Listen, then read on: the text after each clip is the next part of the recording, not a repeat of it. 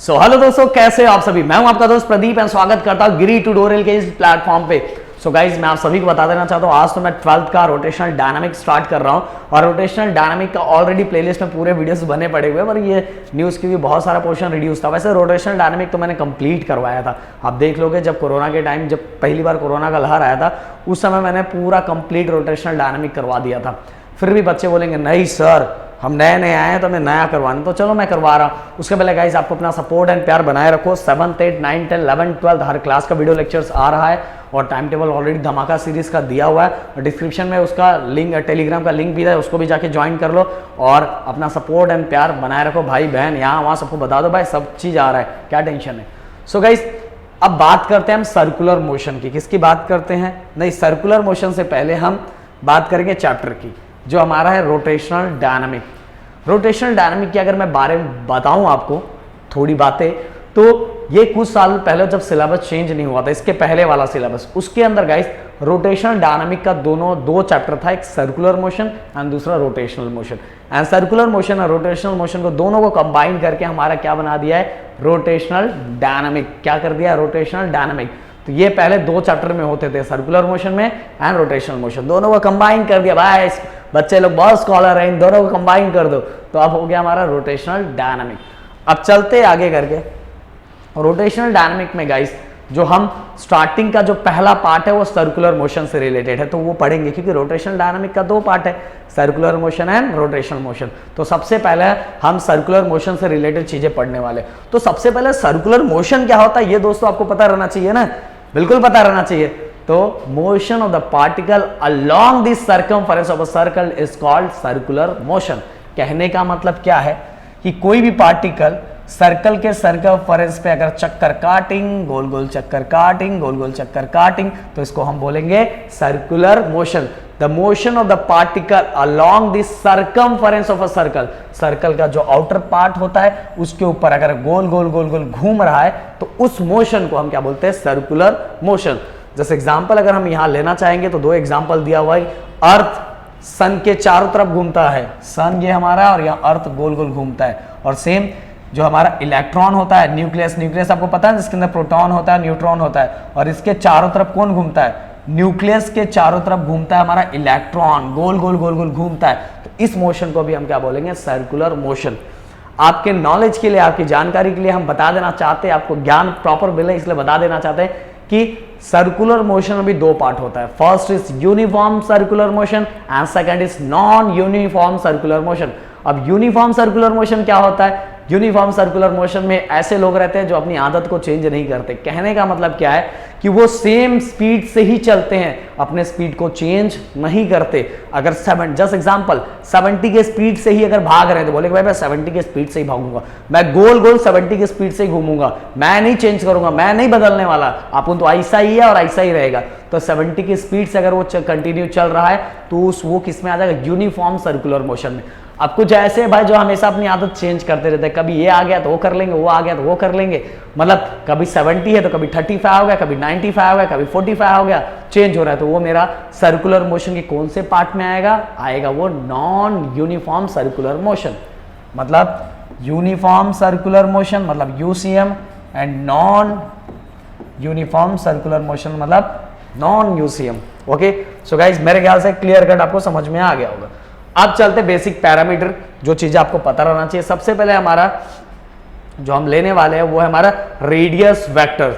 Radius vector क्या है भाई? सिंपल सा है। अब मान लो हमारा ये सर्कल है, अब यहां से यहां तक एक लाइन ड्रॉ कर दो। ये पार्टिकल है, जो पार्टिकल गोल गोल चक्कर काट रहा है, यही पार्टिकल है, ये मान लो ये पार्टिकल है, गोल गोल चक्कर काट करके यहाँ एक सर्कल जैसा बना दिया। हम ऐसा, ये सभी इमेजिनरी कॉन्सेप्ट होता है गाइस, पहले बता रहा हूं कि अर्थ अगर घूम रहा है तब थोड़ी देखोगे कि वहां ऐसा सर्कमफरेंस बना हुआ है, पर अर्थ ऐसा घूम रहा है तो हम एक कंसीडर कर लेते हैं कि वो सर्कल का सर्कमफरेंस है, तो ऐसा सोच ले रहा। नहीं तो बोलोगे सर आज तक तो देखा ही नहीं है, ऐसा गोल गोल बना हुआ है तो ये सभी इमेजिनरी कॉन्सेप्ट होता है।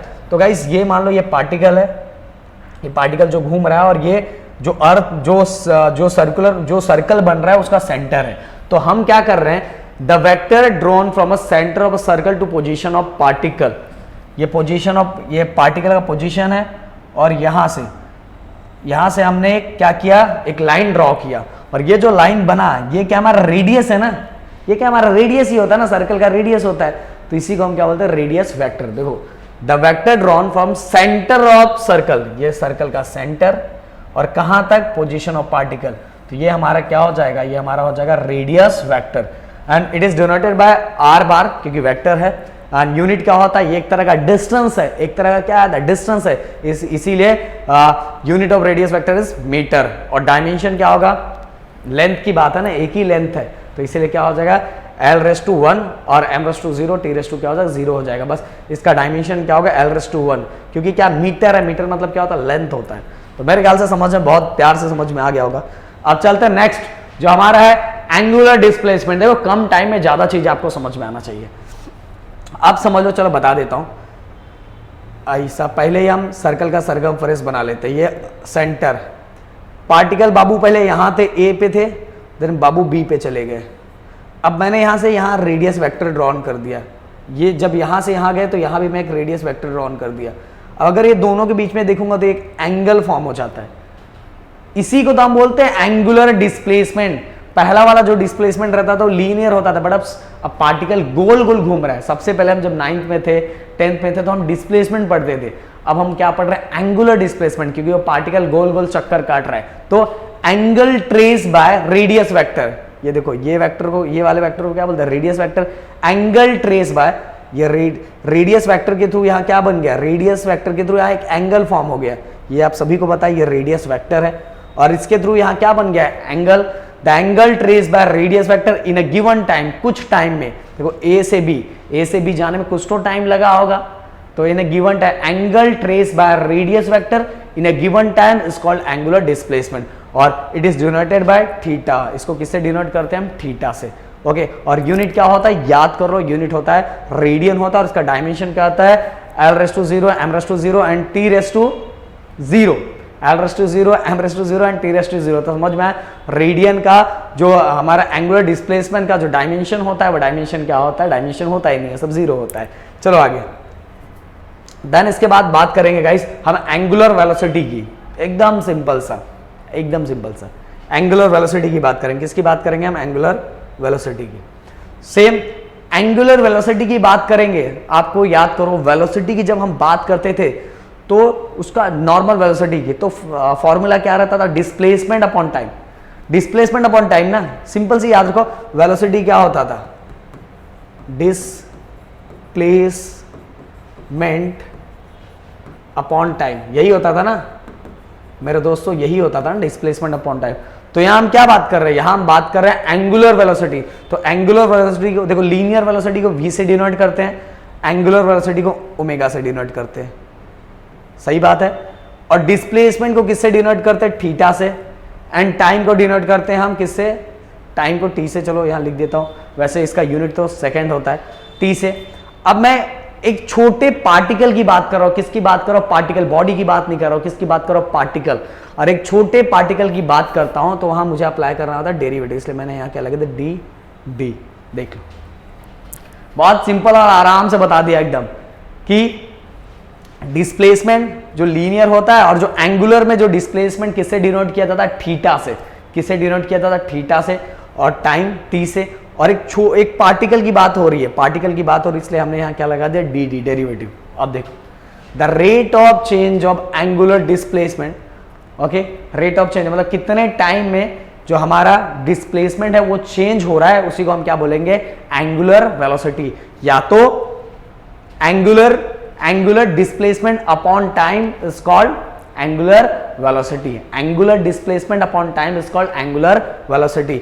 और आप सभी को पता है, डिस्प्लेस जो हमारा एंगुलर डिस्प्लेसमेंट उसका रेडियन होता है और जो डी थीटा होता है उसका क्या होता है, टाइम का क्या यूनिट होता है, सेकंड होता है। और इसका डायमेंशन याद रखो, m0 मतलब m⁻⁴, l⁻⁴ एंड t⁻⁻1। तो क्लियर कट समझ में आ गया होगा, angular displacement upon time is called angular velocity.